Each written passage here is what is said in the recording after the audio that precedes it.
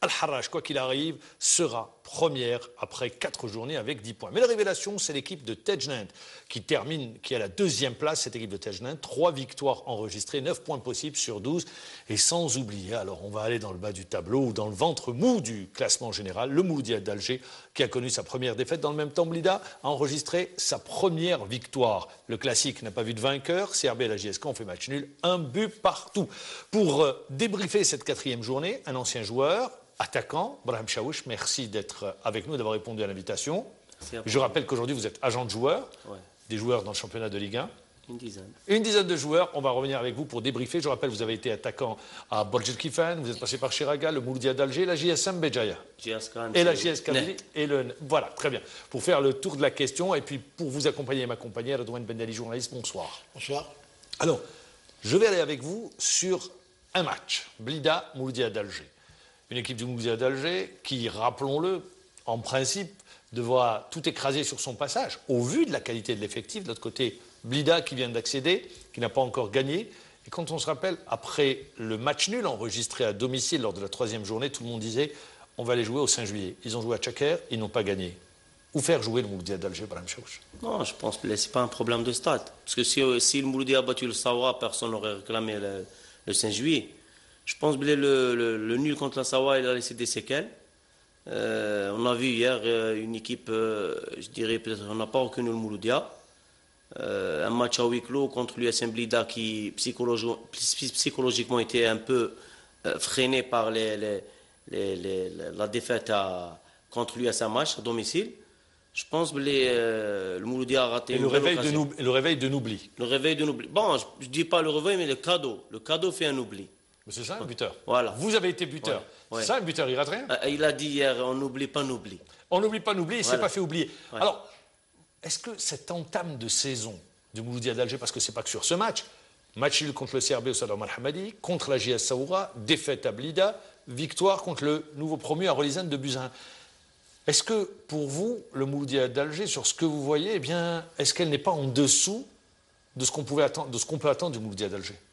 Bon, vu le recrutement fait par... 26 milliards dépensés à l'intersaison. Plus gros budget. Moi, je ne parle pas budget, mais je parle qualité de joueur. Pourquoi je parle de budget? Ça veut dire qu'on a recruté, de très bons joueurs. Ouais. Bon, vu la qualité des joueurs recrutés et ceux gardés l'année passée, tout le monde croyait que le Mouloudia allait faire mal. Mais malheureusement, je dis bien parce que le football, ce n'est pas une science exacte, tu fais un match nul à la Saoura, contre la Saoura et tu perds à Blida, c'est la crise. C'est ça le Mouloudia. Pour vous, l'équipe est en crise? Pour moi, l'équipe est en crise parce que quand tu vois les journaux, là, ce qui se passe autour du club, le limogeage du staff technique, s'il n'y a pas résultat à Blida, déjà il y a une certaine pression autour des joueurs. Maintenant, je sais que le prochain match contre l'Azmo, ça va parler. Ça va faire parler les supporters. Redouane Bendali, vous avez assisté au match. Alors sur le contenu, justement, ils ont perdu, mais le contenu, qu'est-ce qu'on peut retenir? Ben justement, vous avez parlé de résultats. Le bilan chiffré du Mouloudia n'est pas celui qu'on attendait, c'est clair. Vu les moyens. 2 buts marqués en 4 matchs. Merzouki, Habib, Gourmi. Mais moi, ce qui m'a le plus choqué hier, c'est le contenu, comme vous l'avez dit, c'est-à-dire la qualité de jeu de cette équipe du Mouloudia qui m'a vraiment surpris hier. J'ai vu une équipe qui n'avait pas de rythme, qui n'arrivait pas à enchaîner 3 passes, des fois 2. Des joueurs qui jouaient sur des compartiments qui étaient très espacés, il y avait des écarts entre les lignes, il y avait des tas de lacunes hier qu'on a pu apercevoir dans cette équipe du Mouloudia. Et puis il faut y ajouter, chose que vous avez oublié de dire, c'est que on peut pas se permettre de rater un penalty providentiel, une aubaine qui tombe à la 52e minute, c'était pratiquement le tournant du match et il fallait assurer et la manière avec laquelle, excusez-moi, Gourmi, mais moi je ne l'accable pas, ça peut arriver à n'importe quel joueur de rater un penalty, mais le tirer de cette manière-là, moi ça m'a vraiment choqué, j'ai pas compris. Brahim Chaouch a parlé de crise. Pour vous, y a-t-il crise aujourd'hui au Mouloudia d'Alger? Écoutez, la crise, elle est claire, parce que moi, j'étais hier au stade. Déjà, le fait que, vous savez qu'on organise maintenant des conférences de presse après le match. À la conférence de presse, il y avait l'entraîneur Ben Chadli du SM Blida. Et du côté du Mouloudia, il y avait Farhi, manager général.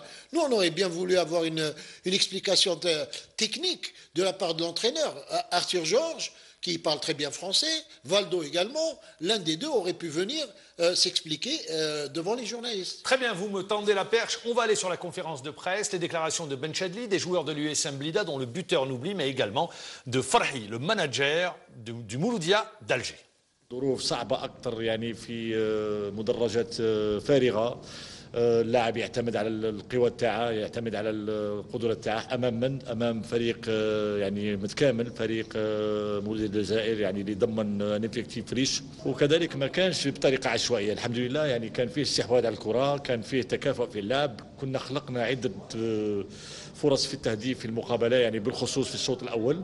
اليوم كانت عندنا كما نقول كان عندنا ضغط، عندنا كما نقول لك لعبنا مقابلات في السطاد تاعنا ما ربحناش. كما نقول لك اليوم كان عندنا ضغط، لعبنا الضغط، كان عندنا ضغط الحمد لله ربحنا. بروشان ماتش تحبني نقول لك مع الاربعه ان شاء الله ان شاء الله يكون كما نقول لك حفل وعرس ان شاء الله، والميور كيغان ان شاء الله. الحمد لله كان دي لا فيكتوار كانت خصتنا بزاف مع لي ديفات اللي درنا، لي دو ماتش اللي درنا، وكانت لا بريسيون علينا ان سيمان. مي الحمد لله امنا بلي عندنا ان جروب وعندنا بون جروب وكذا. امنا بلي هذا الماتش راح يخرجنا بزاف من لا بريسيون هذه. Ils ont été positifs. Nous, c'est le contraire qui est arrivé. Le ratage du penalty nous a un petit peu perturbé, nous a un petit peu handicapé psychologiquement. Et ce qui a fait qu'on a fait quand même une rencontre, disons, tout juste moyenne. Rencontre tout juste moyenne, le manager général le reconnaît. Question, voilà, M. Chaouch. Arthur Georges, Valdo, le staff, est-il menacé dans ses fonctions? Rappelons qu'ils sont là depuis la phase retour de l'année dernière. Bon, je pense si on prend la phase retour de l'année dernière, c'est le Mouloudia a pratiqué un très beau football et gagné avec l'art et la manière. Qu'est-ce qu'il y a? Cassure dans le vestiaire?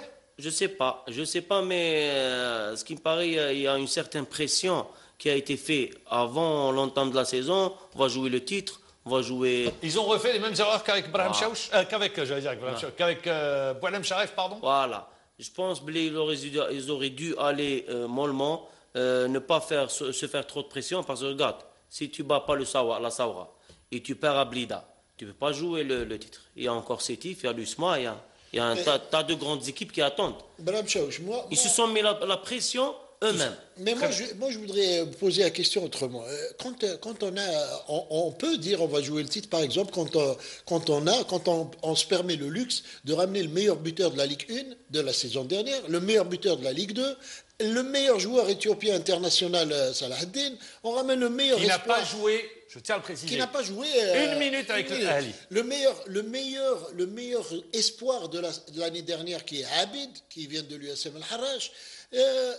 Demou, excellent défenseur. On a quand même ramené du beau monde dans cette équipe. On a le droit de dire on va jouer le titre, par exemple, du côté du Mouloudia. Mais il y a une chose, un très bon recrutement, ça veut dire que automatiquement tu vas être champion. C'est à l'entraîneur de comment... Je vais vous poser la question différente. Voilà. Aujourd'hui, pour vous, on a des joueurs, mais on n'a pas d'équipe? Pour moi, je pense, si tu vois je vais te dire un exemple, si tu vois le cas de Raja, je pense après son transfert, et c'était le buteur de l'année passée, 17, qui n'a peut-être même pas marqué un seul but. Il n'a pas marqué encore. Le Mouloudia d'Alger a marqué 2 buts. Il n'a pas joué tous les matchs. Il a joué les 3 derniers, je crois. Les deux. Voilà. Tu vois, il y a une certaine pression sur les joueurs. Ils ne jouent pas sur leur vraie valeur. Et peut-être il y a l'entraîneur qui... Parce que quand tu vois le match contre la Saoura, il y a Robertson qui joue en pointe, alors que tu as Abid... Ils jouaient tous sur la même ligne, contre la Saoura. Voilà. Je pense qu'il y a un problème de placement, Mouloudia. Problème de placement. Est-ce que, je vous repose la question, pour vous, le staff est menacé? Tout dépendra des prochains matchs, des prochains résultats? Bon, je pense que tout dépendra du prochain match.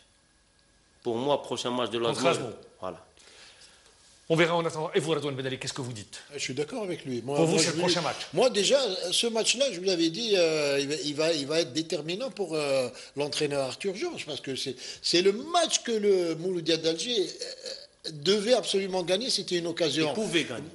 Devait, parce que tous les paramètres étaient du côté du Mouloudia, contrairement à l'USM Blida. Le huis clos, le terrain, puisqu'il disait que Bollorine c'est pas bien, donc il y avait Tchaker avec les grands espaces et la belle pelouse, elle est belle la pelouse de Tchaker. Et puis donc le penalty, 52e minute. Alors si le Mouloudia rate une occasion comme celle-là, face à l'Azmo qui a Vous perdu... qui avez joué au Mouloudia d'Alger, comment on entame la semaine quand on sort d'une défaite contre Blida? Elle est dure? Bien sûr, elle est dure. Ça dépend maintenant de l'accueil des supporters. Parce que elle va être dure avec les supporters. Parce que le Mouloudia, tu sais, le premier entraînement, il y a beaucoup de monde.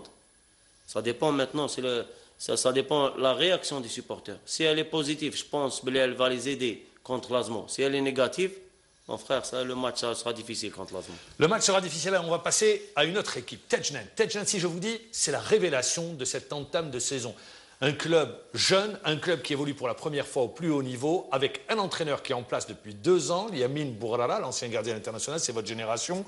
Et la mayonnaise a bien pris. 4 matchs, 9 points sur 12 possibles, avec une seule défaite contre la JS Saoura sur le score d'1-0. Pour le reste, il y a eu cette victoire à l'extérieur, lors de la 4e journée contre l'Azmo d'Oran. Et puis, lors de la première journée, ils ont battu Rolizane 2-1.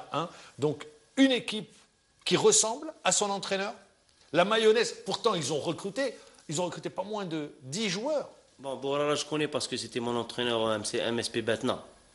Ah, vous l'avez eu comme entraîneur en plus? C'est un entraîneur qui a un schéma, c'est-à-dire bien regrouper la rigueur derrière, tactique. La rigueur tactique, ça, il ne joue pas avec. Et il joue les comptes rapides. Je pense avec les joueurs qu'il a à Tejnen et la saison passée, ce qu'ils ont fait en accédant en Ligue 1, ils ont gardé la même mentalité tout en mettant les pieds sur terre. C'est pour ça qu'on voit le... Est-ce que vous pensez que c'est une équipe qui aura du souffle sur la saison, ou bien c'est juste l'équipe surprise? Il y a toujours une équipe surprise. Hein. Connaissant la mentalité de Bourrara et des joueurs de Tejnen et le stade où il reçoit, je pense qu'ils vont gagner pas mal de matchs là-bas. L'équipe qui va gagner beaucoup de matchs à domicile, elle va se maintenir. Donc, mais pour le moment, ils sont 2e au classement général. Si je vous dis c'est une surprise, vous dites Radouane Bendali, non, quand on connaît l'homme, Yamin Bourrara, comme le disait Brahim Chaouch, et au vu du recrutement qui a été effectué?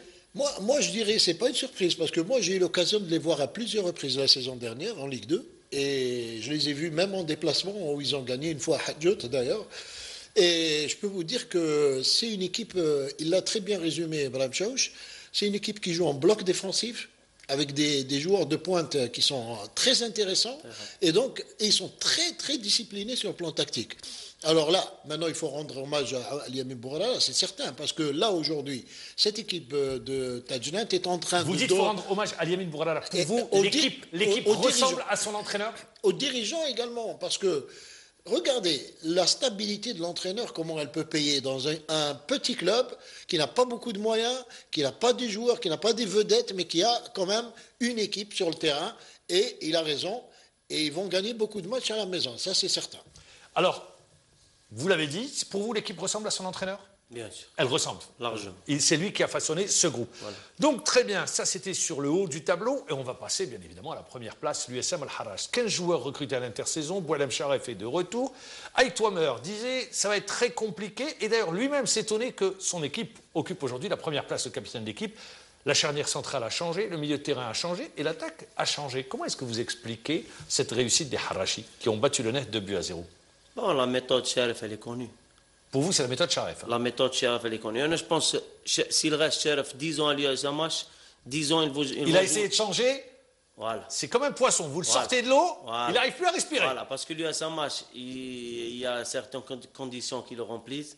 Je pense mais c'est des joueurs qui arrivent de Détroit, du 3e palier. Déjà, quand tu trouves un entraîneur qui donne Abid au MCA, et c'est lui qui a donné l'accord pour qu'on le prête au MCA.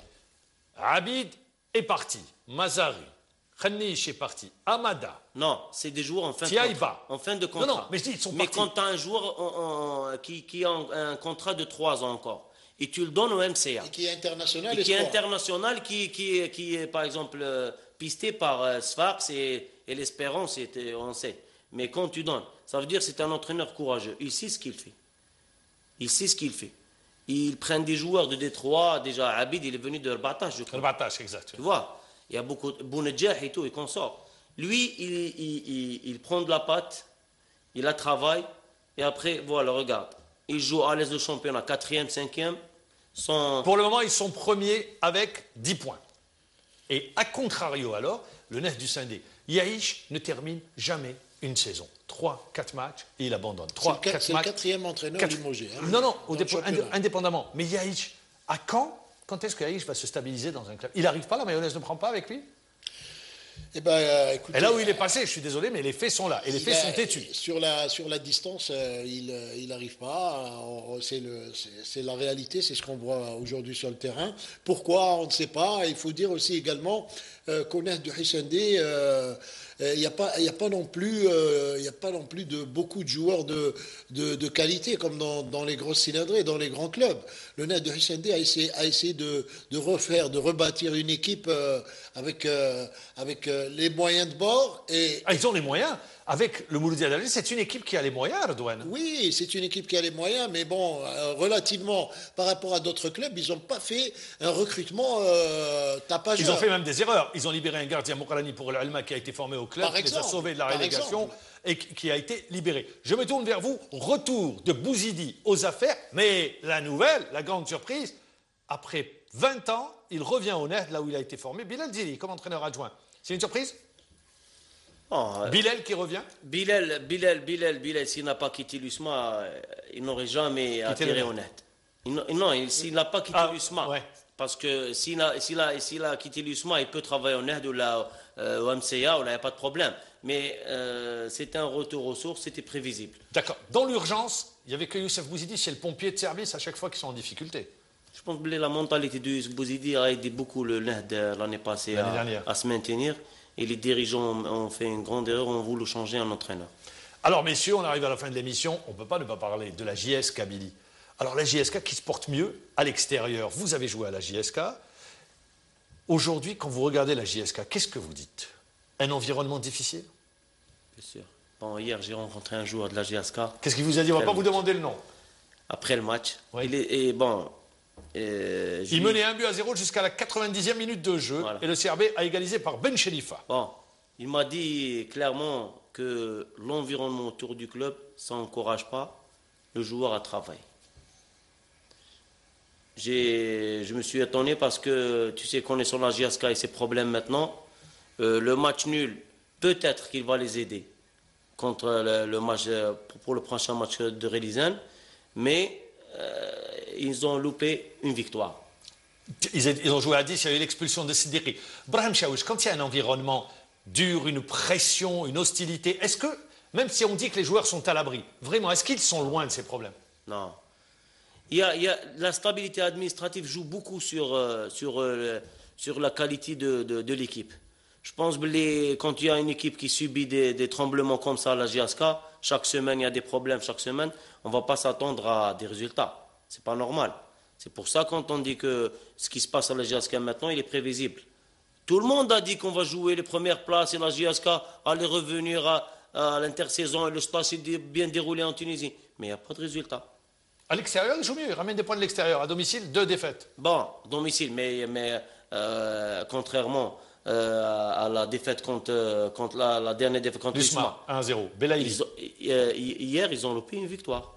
Ça veut dire, mais ils n'arrivent même pas, peut-être, il y a où là, le déclic là, ils n'ont pas réussi à le provoquer. Le déclic n'a pas lieu. Redouane Bendali, le CRB, hier, qu'on qualifie de bête noire de la JS Kabylie, eh bien, le CRB avait une chance de rejoindre Al-Harrach, raté, mais également du caractère, cette équipe du CRB.